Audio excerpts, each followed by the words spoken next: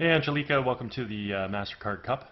Just want to give you an opportunity to see your swing here at regular speed.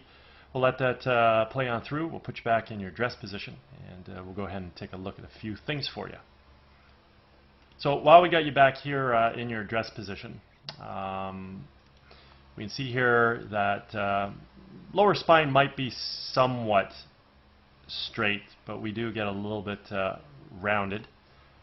For some reason my slightly curved lines are automatically straightening out for some reason. So we can see that you're a little bit rounded. Knees are coming into a little bit of a bent position. You do hold your arms considerably out away from you, and the club works out to the ball. So if I were going to work on your golf game, I would revise your posture here. And what we would do is we would take your tail, and we would move it out and up. At the same time, we move your sternum out, up, and forward. And what that's going to do, it is going to straighten your spine. Okay, so it's going to, and it'll put it on more of an incline, hopefully, or angle. As we get your tail out and up, your legs will straighten a little, so your legs won't be bent now. They'll just be unlocked, and that's what we want. We don't want to have bent legs. It causes us to sit.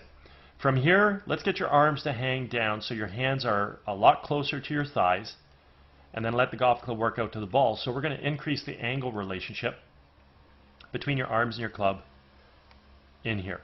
So once we set the foundation, we can build the golf swing. Okay, so this is a very different position, red into yellow. Curved, tall spine, bending our knees, sitting back on our heels, pronating our hands and arms out, whereas, tail out, sternum out and up, spine straightens, gets on a better angle, legs now become unlocked, not bent, so we're not sitting.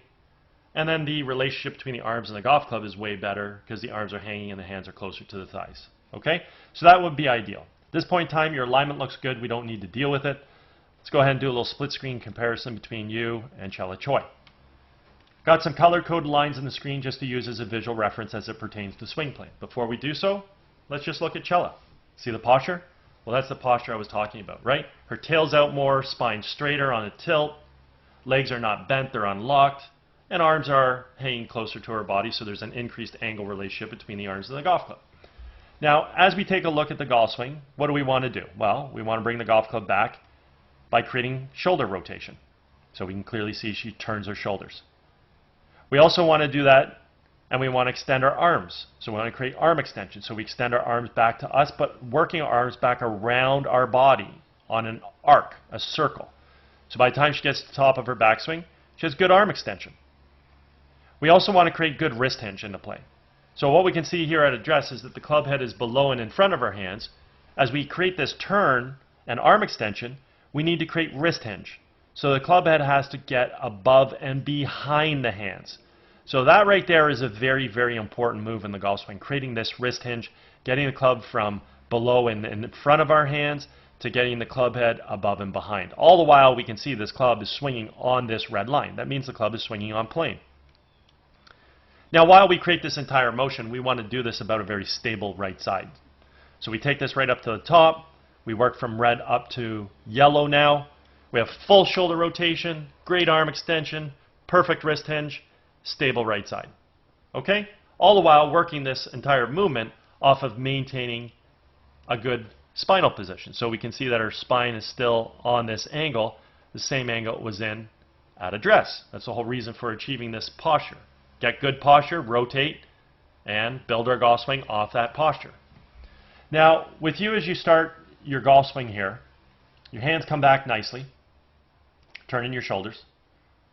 Club moves a little bit underneath the swing plane, so the club shaft and club head are obviously to the left of the red line. Through here, we can see that your wrists remain very, very stiff and rigid with the golf club, so we're not creating any wrist hinge. We're not getting the club head above our hands.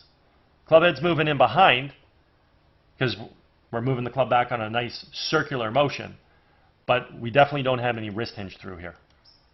Still very stiff-wristed with the golf club. So one of the things you definitely need to learn to do is how do you create proper wrist hinge in the backswing. From here, as we keep going, still very stiff-armed with the club, and by the time we get to the top of the backswing, we can see that we just really haven't established any wrist hinge at all. We've created a good turn, stable right leg. We've maintained the posture we created at address, although it was too tall. The arms are still in good position relative to the core, although we have our arms in a very shallow position where your left arm is working right across your sternum. Left arm should be up closer to the yellow line and with wrist hinge. Okay? So unfortunately, all your power is going to come from basically how quickly can you turn your body. And unfortunately, we need to create power through our hands via wrist hinge. So think about a pitcher throwing a ball. If we throw a ball, we pull our arm back, we cock our wrist, we transfer our weight, and then at the last second we got something to snap. And that releasing of the wrist hinge gives us a lot of power. So right now you haven't created any wrist hinge, so you're not going to get any power from your hands. And ultimately that now translates into the club, which has a mass. So you're not going to be utilizing the mass of the club because we have no hinge. Okay? So there's no hand speed, there's no club speed. All your speed is going to come from how quickly can you turn your body through the golf shot. Now given there is power that comes from this, there's power that comes from your coil, there's power that comes from your weight transfer, it appears you're doing these things, so that's great. You have good turn, you're storing energy, you have pretty good arm extension, there's just no wrist cock. Okay? And unfortunately of the four energy sources, your turn, your arm extension, your storage of energy, and your wrist hinge, the major power source is the wrist hinge. So we definitely need to learn how to create that coming back. As we create our transition back into the ball, what do we want to do now? Well, we want to take our energy from our right foot and we want to move it to the left. We want to fire our hands, as I was talking about, and as long as we fire our hands and we create proper footwork and get our right heel off the ground at point of impact and keep that right heel coming off the ground, we can get up on the toe of our right foot that'll carry our weight to our left side. It'll allow our hips to square around, shoulders to fully rotate, and we want the hands to be nice and high with the club. At this point in time, notice we can count all the spikes in our right shoe. So very important to create this footwork from the top of the backswing. We're at the top, storing energy, drive to the left side, right heel comes off the ground, up on the toe of the right foot, show us the spikes of that shoe. Okay, so let's see how you do here coming through with your footwork. Beautiful, great job. So excellent footwork, carrying yourself through to a finishing position. That's fantastic. So at this point in time, I think the only other thing I want to sort of take a look at is understanding something very important in the golf swing, and that is when we do create this transition, we need to bring the golf club from yellow back down onto red. It's actually moving too slow. Let me advance that. So we can see from yellow back down onto red. This position right here is the single most important aspect of a golf swing. It's a relationship between the lead form and the golf club. I call this the backwards check mark. This simply means that her club head is remaining above and behind her hands right now and has returned back to plane. So she's retaining angle. But you can't retain angle if you haven't created any wrist hinge. So in her case, because the club is returned back to plane and she's retaining angle, she's going to hit the ball far and she's going to hit the ball straight. I also want you to notice that this backwards check mark was the exact same position we had when we initiated our takeaway and created that hinge that I said was very important, getting the club head from currently below and in front of our hands to above and behind. Bingo. Exact same position. Except for there's more retaining of angle coming down because she hasn't completed her wrist hinge yet. And it's an athletic move, so there's still going to be more retaining of angle. So she goes to the top now, to yellow, and she returns the club right back to that check mark position. Most important part of a golf swing right here. Okay? So with you, you're basically already there at the top of your backswing, but lacking wrist hinge.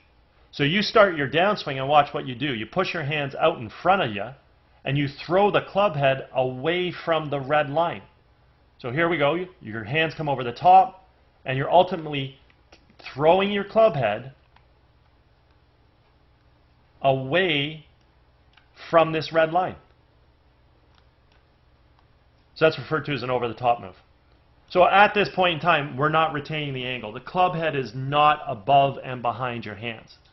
So creating power in the golf swing and hitting the ball straight is going to be virtually almost impossible.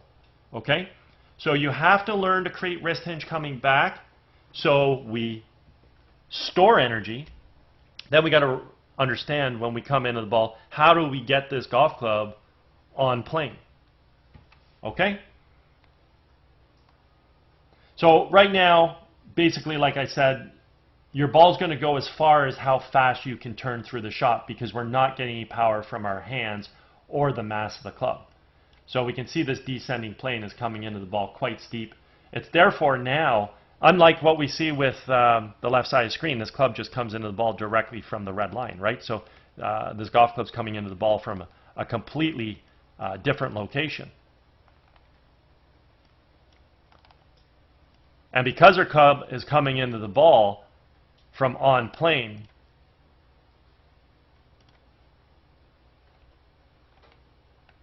that's what's going to allow us, I'm not sure why that line keeps jumping up on the screen. Anyways, this is what's going to allow us to hit a straight golf shot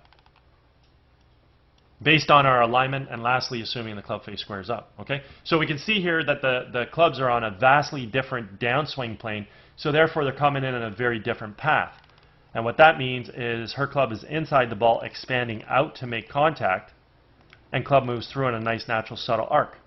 Your club is attacking the ball from the outside, dropping down and across to make contact. You actually end up hitting the ball off the toe of your club as it's moving left. So unfortunately that ball is just darting out to the right. But look at the difference in the path there. So if you got the ball on the face of the club and you squared the face, well, clearly your golf ball is going to be hit in that direction, and you may find every now and again you do that. If you get the ball on the face of the club and you leave the face a little open, the nice thing is the ball will have an ability to sort of fade back online, and you will definitely do that when you hit the ball well. But you got to get the ball on the face of the club, but because the club is moving so aggressive from outside to the ball and across, unfortunately you might end up hitting the toe of your club quite often, because the club is not moving from inside expanding out to the ball. Completely different pass here. Okay? Anyways, at any point in time you ever want to work on any of these aspects of your golf game, I'm located over at Glen Abbey in Oakville. Be happy to structure a program for you and get you going. You have some superb athletic ability. I mean, the reality is your hands come back and they fire through. So you are creating some hand speed with your core. It's just you could create so much more if you create proper wrist hinge coming back. So learn how to create wrist hinge coming back. Learn how to set the arms and hands higher. That way when we do come into the ball, we can learn how to bring the club into the ball from on plane while retaining more angle, because we created more hinge. At that point in time, you're going to create way more speed. And if we can ultimately get this club coming in the ball from on plane, we can dramatically improve our golf shots. Get the ball in the face of the club. Create nice launch angles. And start to hit the ball straight. So you got a lot of potential, but you do need to tweak a few things here with your hinge, your arm set position, and definitely your downswing plane is critical. So understanding your move to impact from the top of your swing is really, really important, and I have some really great drills working you from the top of the backswing to impact that teaches your brain to tell your body how to actually move from the top of your backswing and get your body in the right position at impact. And as soon as you do that, your golf shots will totally, totally change. Okay? Anyways, again, hope you had a great day. Hope you enjoyed getting an opportunity to see your swing on video. And again, at any point in time, if you ever want to work on anything, certainly feel free to touch base. Okay? Take care.